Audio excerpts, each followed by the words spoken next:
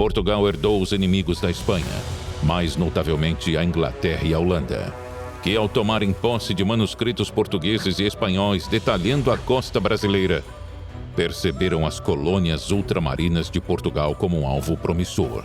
Em 1630, com uma frota de 67 navios e 7.000 homens, os holandeses invadem a capitania de Pernambuco, a mais rica de todas, e tomam sua capital, Recife.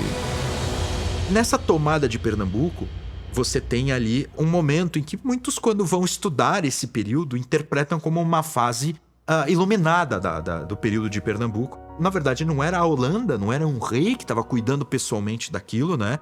Era uma companhia de comércio. Maurício de Nassau, em nome dessa companhia, cuidava ali da região. E Maurício de Nassau, ele tinha sensibilidade artística, sensibilidade para com a variedade e a diversidade cultural que ali havia, e queria que aquilo desse certo nesse sentido de povoamento, colonização e de estabelecimento de boas relações com aqueles que ali já existiam. Inclusive é o Maurício de Nassau que vai acolher os primeiros judeus no Brasil, né, que vai permitir a abertura da primeira sinagoga em território brasileiro.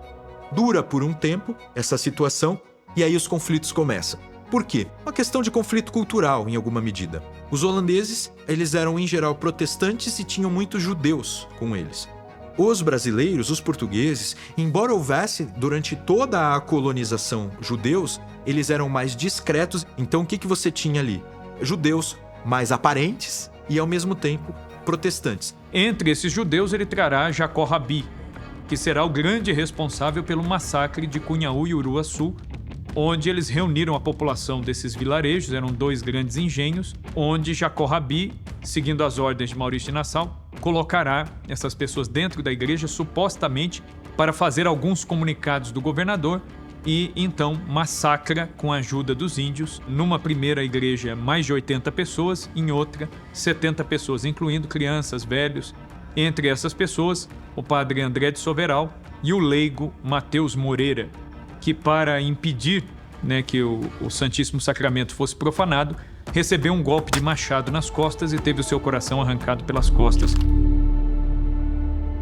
Mas não era só isso, não era só uma questão de religiões, era uma questão de cultura no sentido de comportamento, costumes, práticas. Quando existia por parte dos holandeses uma obrigatoriedade, na verdade uma cobrança firme, com aumentos muito grandes de juros e com cobranças que eram tomadas de posses, tomadas de propriedades, você tinha um problema cultural sério. Então os portugueses realizaram um esforço de organização para recuperar as suas fazendas, recuperar as suas posses e impedir que esse jugo pesado holandês se mantivesse. Isso marca o nascimento das chamadas Guerras Brasílicas. A grande batalha desta guerra estava para acontecer. Os holandeses buscavam atingir a Muribeca dos Guararapes, onde conseguiriam suprimentos para seguir lutando.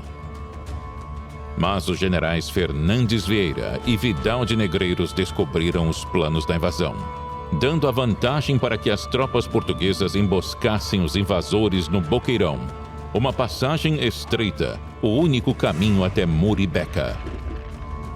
Então, no dia 19 de abril de 1648, é travada a Batalha de Guararapes. Apesar do efetivo de 2.200 homens contra 7.400 holandeses, os brasileiros aplicam táticas de guerrilha, utilizando o conhecimento do terreno para derrotar os inimigos. Um pequeno batalhão de portugueses e brasileiros, em sua maioria mestiços, começa a se organizar. E aí então vários comandantes dessas tropas começam a se destacar.